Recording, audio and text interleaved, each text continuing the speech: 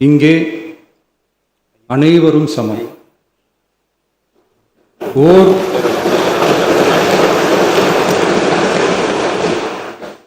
ஓர் உறுப்பினரை கொண்ட கட்சிகள் இங்கே இடம் பெற்றிருந்தாலும் அவர்களுடைய கருத்துகளுக்கும் அதிக எண்ணிக்கை பெற்ற தமிழக வெற்றிக் கழக உறுப்பினர்கள் தெரிவிக்கும் கருத்துகளுக்கும் சமமாகவே மதிப்பளிக்கப்பட்டு நல்லவை ஏற்கப்பட்டு அல்லவை நிராகரிக்கப்பட்டு ஜனநாயகத்தின் இதயமாகவும் மூளையாகவும் இப்பேரவை செயல்பட வேண்டும். அதற்குரிய வகையில் பெருமை வாய்ந்த வரலாற்று சிறப்பு கொண்ட இப்பேரவையை நடத்தி செல்லும் பண்பை பெற்றுள்ளவரையே தமிழக வெற்றிக் கழகம் முன்மொழிந்து தாங்கள் இன்றைக்கு இந்த ஆசனத்தில் அமர்ந்துள்ளீர்கள். மாண்புமிகு பேரவைத் தலைவர் அவர்களே, தாங்கள் பேரவைத் தலைவராக ஒருமனதாக தேர்ந்தெடுக்கப்பட்டுள்ளீர்கள்.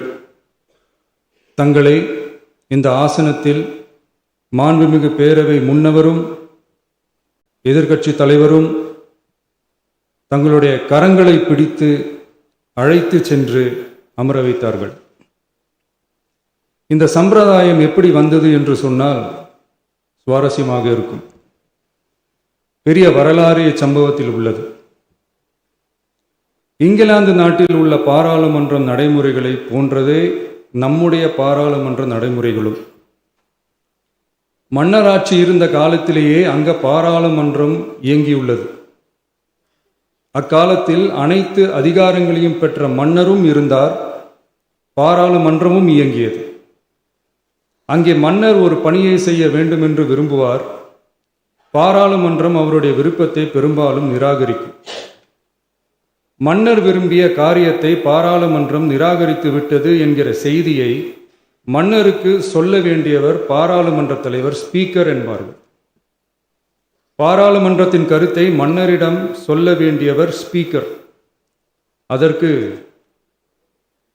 துணிவு வேண்டும்.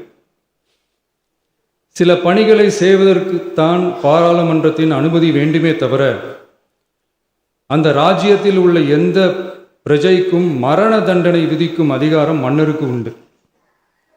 தான் விரும்பியதை பாராளுமன்றம் நிராகரித்து விட்டது என்று சொல்லும் ஸ்பீக்கருக்கு மரண தண்டனை விதிக்கும்படி ஆணையிடுவார். தலையை வெட்டி விடுங்கள் என்று ஆணையிடுவார்கள். இது பலமுறை நடந்ததால் யாருமே இந்த ஸ்பீக்கர் பதவிக்கு வர விரும்ப மாட்டார்கள். எனவே புதிதாக பாராளுமன்றம் அமையும் போது ஸ்பீக்கர் பதவிக்கு ஒருவர் அறிவிக்கப்பட்டவுடன் அவர் உடனே தலை தப்பித்தால் போதும் என்று ஓட்டம் பிடிப்பார். அணை முன்னவரும் எதிர்க்கட்சி தலைவரும் அவரை தடுத்து நிறுத்தி அவர் கைகளை பிடித்து இழுத்து வந்து ஆசனத்தில் அமர வைப்பார்கள். இதுதான் அந்த காலத்தில் இருந்து வந்த மரபு. ஜனநாயக முறை ஏற்பட்ட பிறகும் இம்மரபு தொடர்கிறது. நிச்சயமாக தமிழக வெற்றிக் கழக உறுப்பினர்கள் அனைவருமே உங்களுக்கு உதவிகரமாகவே இருப்பார்கள் என்கிற வாக்குறுதியை இந்நேரத்தில் அளிக்க விரும்புகிறேன். பேரவையின் மாண்பையும் கண்ணியத்தையும் பேரவை உறுப்பினர்களின் கண்ணியத்தையும் காக்க வேண்டிய பொறுப்பை உங்களிடத்தில் ஒப்படைத்திருக்கிறார்கள். தற்காலிக பேரவைத் தலைவர் பொறுப்பில் மிக சிறப்பாக பணியாற்றிய நம்முடைய உறுப்பினர் திரு மூவி கருப்பையா அவர்களை சந்திக்க நேற்றுக்கு சென்றிருந்தேன். அங்கே முந்தைய பேரவைத் தலைவர்கள் படங்களை கண்ணுற்ற போது, அவர்களை பற்றி அறிந்த போது உண்மையிலே எனக்கு பெருமிதம் தந்தது. ஏனென்றால் எடுத்துக்காட்டாக விளங்கும் திரு ஜே சிவ சண்முகம் பிள்ளை, டாக்டர் யு கிருஷ்ணராவ், திரு எஸ் செல்லப்பாண்டியன் அவர்களுடைய வரிசையில் மிக சரியான ஒருவரையே நாம் முன்மொழிந்துள்ளோம் என பெருமை அடைந்தேன். அதே போன்றுதான் நம்முடைய பேரவை துணைத் தலைவர் அவர்களும் நீங்கள் இருவருமே மிக சாதாரண குடும்பத்தில் பிறந்து மக்கள் பணியாற்ற வேண்டும் என்கிற அவாவில் செயல்பட்டு வந்தவர்கள். குணம் நாடி குற்றமும் நாடி அவற்றுள் மிகை நாடி மிக்க கொளல் எனும் வள்ளுவரின் வாய்மொழிக்கேற்ப சட்டமன்ற நடவடிக்கைகள் சீராக, செம்மையாக, அமைதியாக நடைபெறும் வகையிலும் சட்டமன்ற ஜனநாயக பண்புகள், நெறிமுறைகள் பேணி பாதுகாக்கப்படும் வகையிலும் இந்த அவைக்கு பேரவைத் தலைவரும் பேரவை துணைத் தலைவரும் பெருமை சேர்ப்பீர்கள் எனும் நம்பிக்கை எனக்கு உண்டு.